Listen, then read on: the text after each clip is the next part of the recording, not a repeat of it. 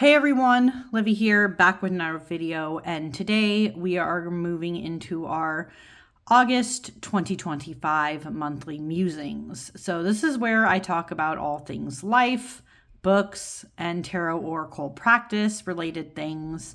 I will be more upfront now. I'll probably talk less about life and even books this time around just because for books, I only read about 3 books this month, and then life didn't have a whole lot, and yet it did at the same time. So let me get some of the life stuff out of the way first before we get into the books and the tarot stuff. So my life in August was off to a good start, and then slowly as the month went on kind of exploded a little bit. It was definitely a tumultuous time, which is interesting, right? Because so my card, we can just get that out of the way. My card for the month of August, right? As you can see here, if it's not like obvious, was the Ace of Cups. And this usually, right, we know signals new beginnings and all of that jazz and new relationships. And in some ways, I guess I felt that. So the school year officially started. I work at a school. I'm a para. And it was actually, funny enough, the easiest start to the school year that I have ever personally experienced. And I've been working in education now, oh God, I want to say almost 10 years at this point. Not quite, but like about 10 years. So this was literally the easiest start to the school year I have ever experienced for me personally. For my coworkers, there was a bunch of shit show, but we're not going to get fully into that, right? But my work started. I kind of celebrated a little bit during that time. I was seeing some friends and family, having some good vibes, even had a day trip to one of my favorite places during the month, and that was all good and dandy. So everything felt new and good. And then midway during the month, everything went to shit because my grandmother got a heart attack. She's fine now. She's alive. Everything's good there, kind of. I say kind of because she's like, mentally, she's not doing so well, and just like, she's very sad, of course, that she had a heart attack and is stuck basically now in her house. But there was a whole week and a half-ish where she was stuck at the hospital trying to recover. It just threw a spanner into everything because basically my life stopped, right? To help her, right? To help my aunts and my family and all that jazz with stuff related to her. So yeah, that's why most of my August was kind of in a weird standstill because of my grandma's situation. But despite all that, I did find a dress for India because in December I'm going to India. We're having an Indian reception to do with like the bigger wedding ceremony we're having this year. And so I found a lehenga, really exciting. That was like, I guess, a highlight. But yeah, the month of August was supposed to be a time of new beginnings. Definitely very emotional, but I don't know so much in like the new beginning space, but it is what it is. We're going to move on from life stuff though. I don't want to be too depressing, but yeah, that was my August kind of. Beyond that, let's talk about books briefly. So life was chaotic, as I just mentioned. So that meant that I only read 3 books during the month of August because I did not have as much energy or time to read. I had a little bit, of course, when like my grandma was in the hospital, but at the same time, family was catching up, just talking to each other, all this kind of jazz. So I didn't read as much as I thought I would. But let's start with the first book I read during the month of August. And I have to say it was this one. This is a long time coming. I know this is old by now. I know so many people have read this book by now, but this was finally my time to. And the book in question, if you don't know, is called I'm Glad My Mom Died. And this is by Jeanette McCurdy. If you don't know who she is, basically she was a child star during like the late 90s, early 2000s. She was on iCarly. That was her biggest shtick. But this was her memoir about her life and all the things that kind of accumulated into everything. Okay. So my thoughts on this. It's really weird because memoirs for me, I struggle giving them ratings because it's almost like you're trying to rate somebody's life. And how can you rate somebody's life on a scale, right? So it's very hard to say how I felt about this one. If I'm looking at it more from a writing standpoint, because let me tell you now, please look up the trigger warnings of this book before you try to read it if you haven't already. This book does cover a lot of things about death, cancer related topics, things around eating disorders and all that kind of jazz. Protect yourself, you know. But this book, I don't know. If I was looking at it from purely a writing standpoint, I would probably give this book a low 4. And I think that has to do with the fact that some of the writing could have been better. I've heard people say that this is better as an audiobook, and it probably is better as an audiobook. As an actual written book, I felt some of the...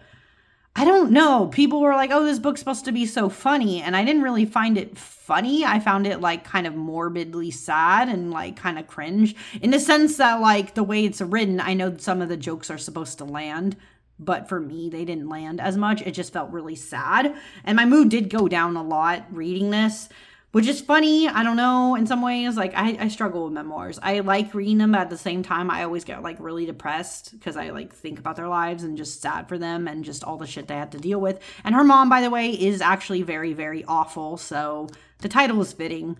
Yeah, I guess for a writing standpoint, I'd give this a low 4. Otherwise, I just felt very off reading this. I don't think I would ever read this again. I would probably just move this along or give it to somebody else who wants to read it. But yeah, that is this book. I'm going to move on to another one now. The next book that I read during the month of August was this one. This is The Palace of Illusions, and this is another Devaka Rooney book. You guys might have known earlier this year I read a different book by her and I was not very impressed. This book, I will say, I liked better than the last one. I would probably also put this at a low 4. I think that's what I did end up putting on Goodreads. I don't remember. I liked this book a little better because it seemed to have more going on, more action, more like interesting plot things, more interesting of a tale.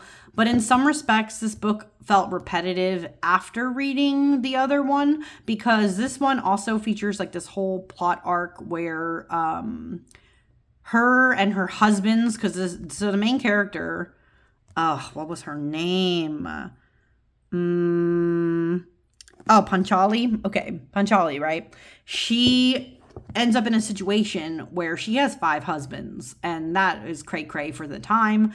Usually the men in this time period were able to have multiple wives, but women weren't. So this was a big deal that she basically got stuck marrying 5 husbands, and they're all brothers, right? So that was the other interesting thing there. Other than that, oh boy. So yeah, this book I would say was a 4. And it was definitely more action-packed and all that stuff. But the thing that I found repetitive, just to get back to the point there, was that this book also features banishment as a major plot point and like being banished for a long time. I don't know why. Is that just a thing in a lot of like Indian epics and stuff? Like, why is everyone just getting randomly banished? Can we have like something more interesting happen? I don't know. It just felt kind of, again, like boring and kind of repetitive, but the rest was really interesting in here. I do think there could have been more work done in developing the different husbands, though. You definitely get a sense of who the main character is, but the rest of them feel very disjointed. I don't know. So again, that's why I would say this is like a low 4. Did like this more than the other one, but yeah, I don't know. So far, I'm not 100% impressed with everything. that she's done, but I've only had 2 books, so I don't know. It is what it is. Anyways, moving on to the last book. This was actually a really good one. And it is called The 7 Moons of Molly Almeida. And this is by Sehan. Oh my God, I don't know if I'm going to say this right. Sehan Karunatilaka. I don't know. Okay, I probably butchered that. I am so sorry. This is a Sri Lankan author, though. And it actually, as you can see here, won the Booker Prize in 2022.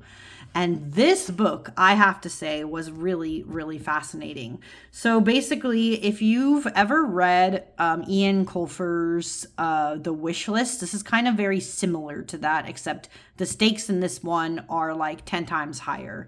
So because it's an adult book instead of like a teen book. But anyways, this is a book about Molly, and he died. And at first, he doesn't remember how he died, but he is dead. And he basically has 7 moons, as they call it in the book, to basically move on into the light, or he will be trapped and a lot of things will go wrong, right? This book was really fascinating because it deals with a lot of Sri Lankan politics. This book deals with ideas, of life and death, the people you leave behind, how they might have felt about you, your legacy, the intricacies of like gender, because the main character Molly, he is gay, and he has to deal with the fact that in the early 90s, being in Sri Lanka and all that stuff, how that kind of fucks with things, right? Like being able to express your desired like sexual preferences and things like that. So this was a really, really fascinating book. It took me a while, even though it's not that big, it took me a while to read it. And again, I think it's just because of like everything that was going on in my life. But I ended up really liking it, and it really kind of lived in my mind. And I feel like a lot of the characters really lived in my mind. So interestingly enough, I gave this book 5 stars.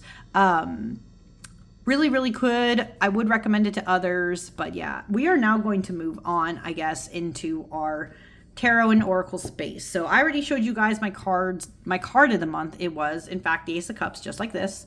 But before we get into the actual decks, like tarot specifically decks that I used, we're going to go into oracle. So during the month of August, I used way too many oracles. I have 4 oracles, and I really wanted a beachy theme. So yeah, I had a bunch. We'll start with this one. This is See Melodies. Has like a little holographic boxing. This is by Jessica Lee. She has a few of these little rock pool decks. Oh no, this one is US Games. Okay, this one's US Games, but most of these are by like Rock Pool. This creator, I believe they're Rock Pool. But anyways, it opens up like this, tells you how to use the cards. Backs all look the same. Same back, right? It has the mermaid. And they're in this interesting landscape-like position. Everything on these cards is kind of the same. You get one big keyword and then like a phrase that goes with the keyword. And most of this looks the same except a small corner here where the images change a little bit. So we have things like patience, reflect, right, with the mirror, prudence, direction, take the helm. I really like this one because these kind of style of pocket oracles, I feel like, now that I have a few of them, right? I think this is one of 4 that I have of this kind of style.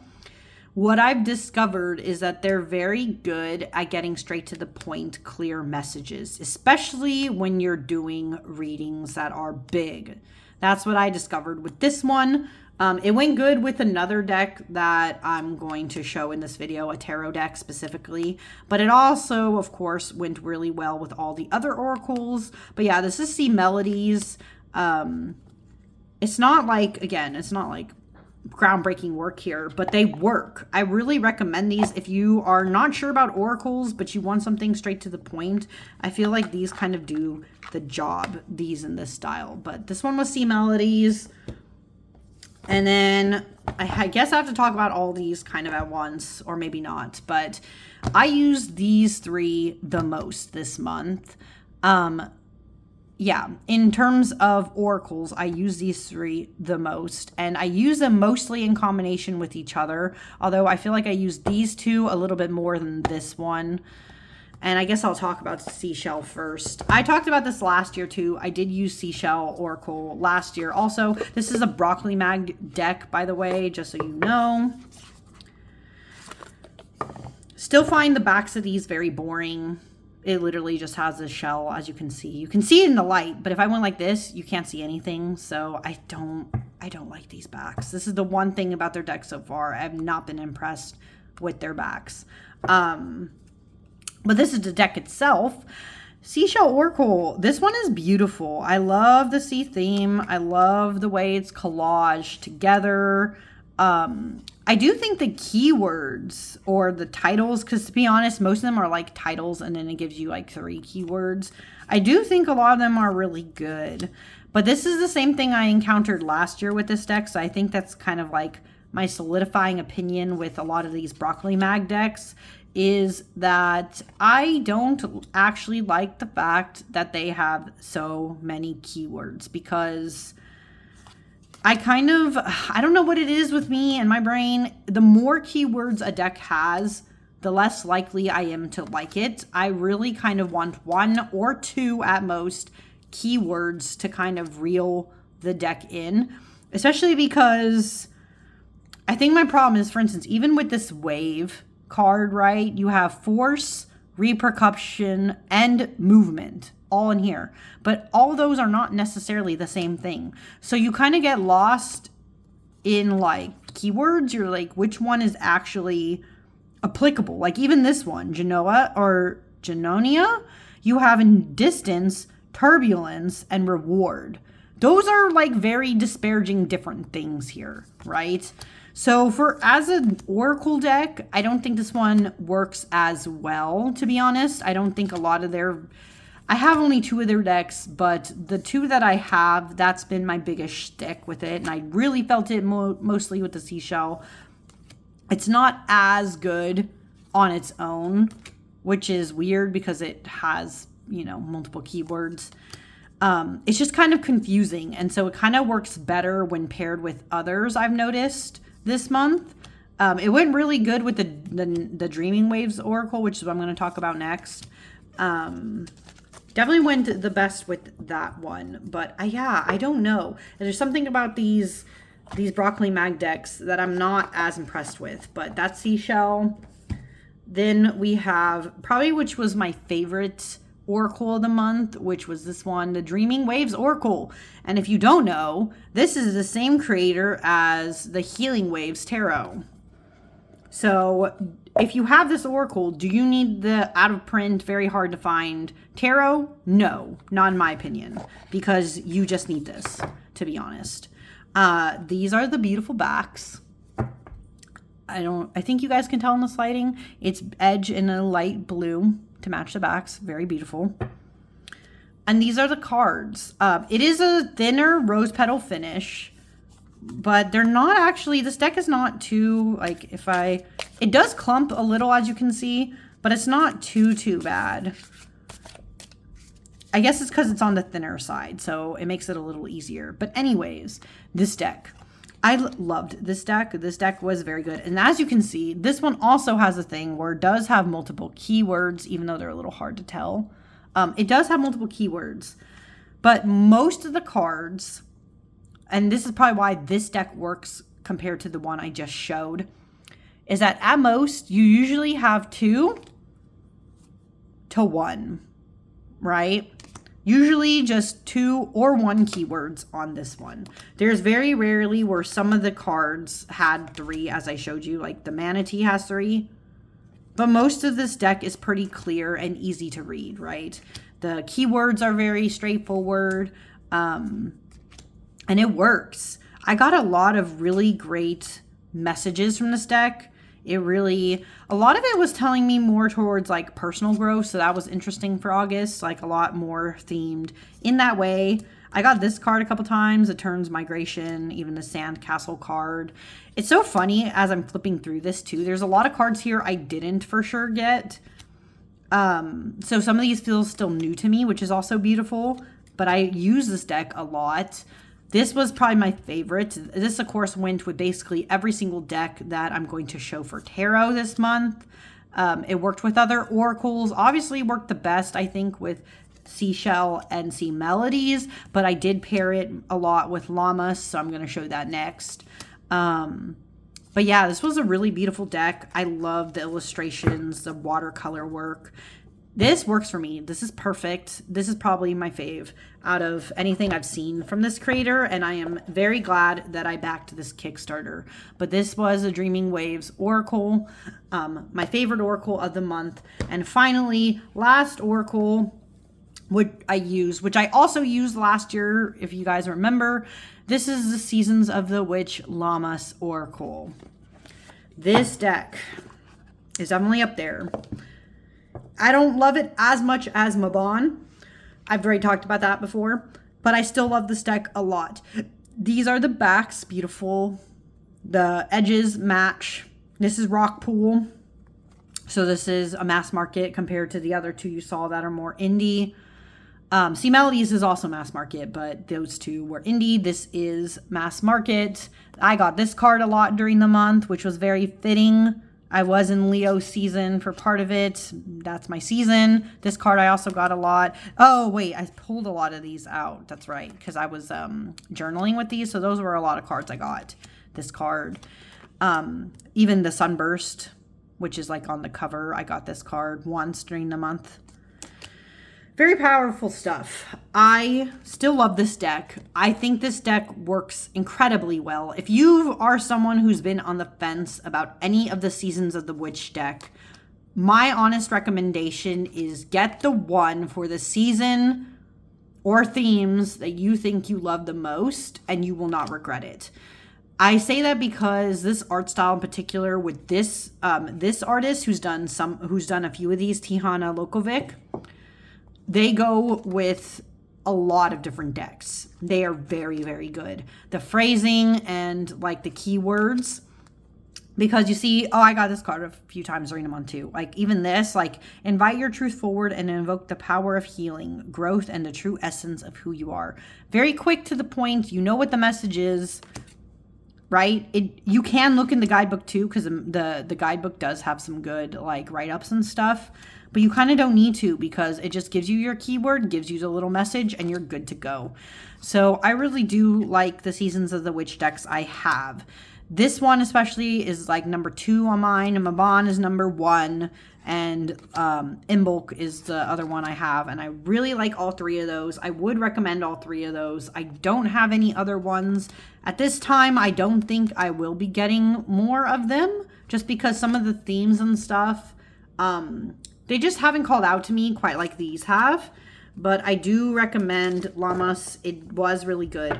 This one was the least like... because a lot of the decks I have this month were very intentionally like watery themed and mermaidy like. And obviously in comparison, this is not as much. But I just wanted to use it again. And so I did. And I'm glad I did. So this was Seasons of the Witch Llamas. But now let's get into the tarots. I'll start with this one because I didn't really use this very much. In this little pouch here, we have the Line Strider Tarot, the mini in particular. Backs are still the same as the full size. This is Llewellyn, by the way, mass market. Oops, upside down. Here we go. Still very, very good of a deck. I think the reason why I wasn't as called to use this deck this year, in particular to other times and other years where I have used this deck more often, is simply because I had other decks I was trying to use more. I had other decks that I was interested in.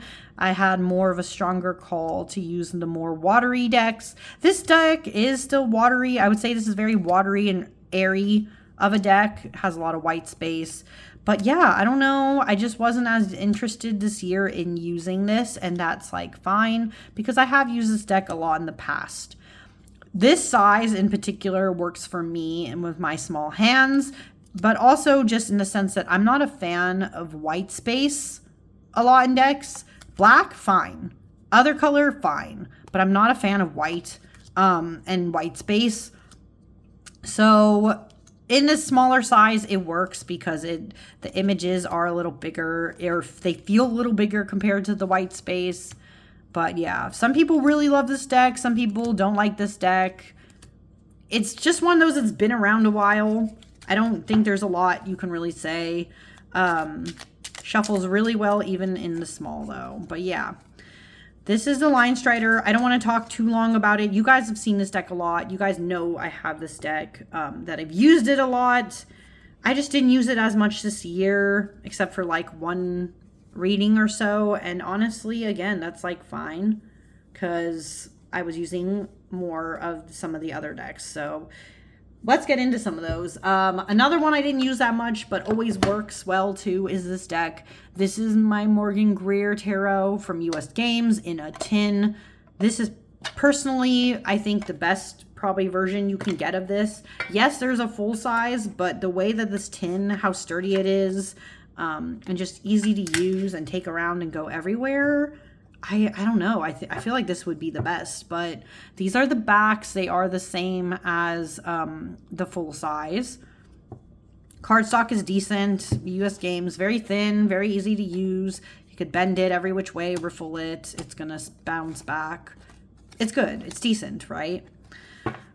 This deck is funny in that it's like old school, right? Some people either love this deck or you hate it, because a lot of the figures in this deck, if they're a guy, not this one, a lot of the figures have like weird porn stashes. It's very 70s-esque, this deck. 70s, 60s. I don't remember when this actually came out, but it gives off those vibes. Yeah, this is what we're talking about here. This kind of these mustaches. Oh my god. Despite that, I find myself always really liking this deck. And you would think I'd be like annoyed with the colors, because the colors are a bit like saturated. They're not all, I don't know, they can be too much, right? But for some reason I do like this deck a lot. I think of like a lot of the classic decks. I think this is one of the better ones in my opinion of decks that I've owned. So yeah, that's the Morgan Greer. I mean, I'm pretty sure you guys have seen this a lot. It's very classic. It's been around a while. I use this basically for one kind of reading, and I didn't use it again, just because, again, I was going through some times. Life was in a standstill. I didn't use this one as much, but this is a great travel deck, especially because it is in the tin. But yeah, this is the Morgan Greer Tarot. So I also use this during the month of August. I use this one a bit more though. This is the White Sage Tarot. Also in US Games tin. Same cardstock.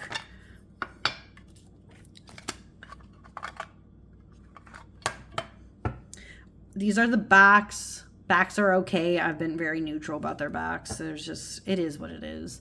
This is the deck though. Funny enough, I was more called to use this deck. I think it's because, like comparing to travel, I think it's because the White Sage Tarot is easier to take around and it's also work appropriate. So I had this deck more. I did a couple readings with this one. This one paired with Sea Melodies very, very well, which was kind of surprising. But you guys also know I have this deck. It works. It's actually a very clear, straight to the point reader for me, which I would say I did not expect when I first got this deck. In fact, when I first got this deck, I wasn't even sure if I liked it fully. The pips were just, I couldn't tell yet if they were like a true pips with feelings or not. But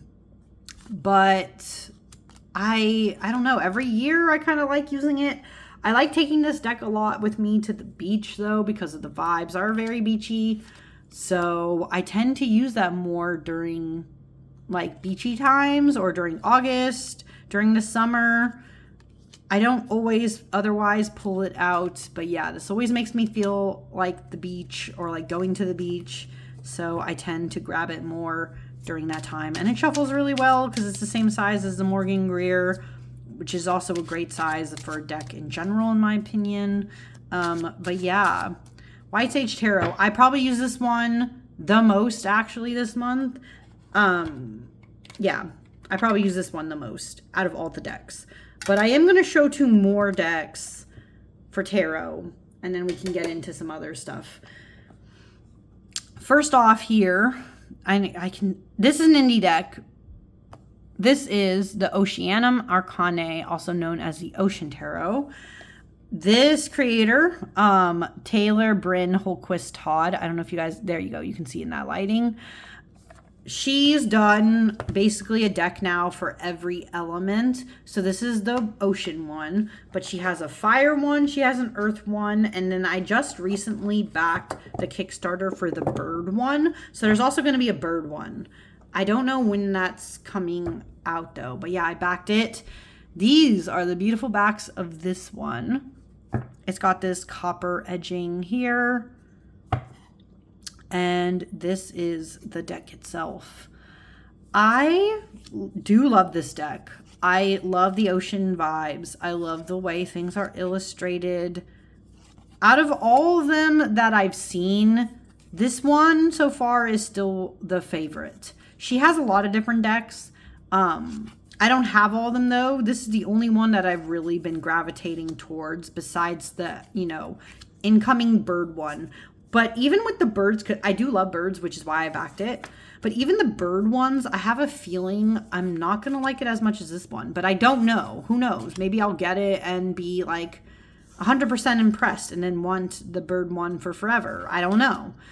But so far, this one's my favorite. This deck, I only used once, but it was very kind to me when I used it. It was actually a lot better. In the past, this deck's been kind of mean. I don't know why. But this year it wasn't about that vibe. It was being good.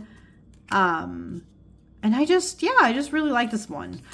The decks for indie, this is like a little on the pricey, but not like too bad. Well, now the prices might have gone up because of the whole like US right now. We're having a shit time, but, this, in the past, I've seen these are around 60 or 70 USD. So again, it is a little pricier, but I do think this is a really good ocean deck. So if you're someone who's been in the market for an ocean deck, this could be the one for you. Although the next deck I'm going to show is also very good, I found. So if you don't want this one, right, you don't want to pay indie prices or have an animal deck for the Ocean Tarot, you could instead get this one. So in this bag, I have the Llewellyn's Mermaid Tarot. And I'm saying Llewellyn specifically because there's a few different people who have mermaid themed decks, but this is Llewellyn's version. It's not Lo Scarabeo, it's not some other thing. It's this one. These are the backs of this one. It is on Llewellyn's Disgusting cardstock. I don't know if that'll... I don't know. They're starting to make changes, so maybe we'll stop getting this terrible cardstock. I have no idea. But yeah, this is on their not so great cardstock, so it's very high gloss, as you can see. Fingerprints show up, all that jazz. It's not fun. But despite all that, despite the nasty cardstock, I have to say this is the year I became impressed with this deck, because I took this deck. I did 2 readings with this deck. For myself, right? But I actually decided to take this deck to my tarot meetup group that I had early in the month of August, or kind of early in August. Maybe it was mid-August. I know it was before everything exploded, right, with my grandma.